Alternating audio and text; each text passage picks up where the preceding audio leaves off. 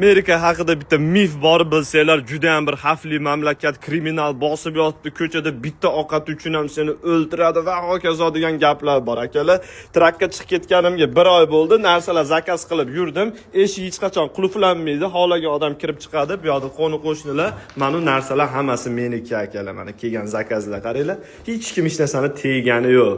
Bo'lib ham bu yerda arzon narsalar yo'q akalar. Hozir men sizlarga raspakovka qilib ko'rsataman, ichida nimalar borligini, nimani zakaz qilganimni, toychog'imni qaranglar turishini aynan har doim ko'rsam ko'zim quvonadi.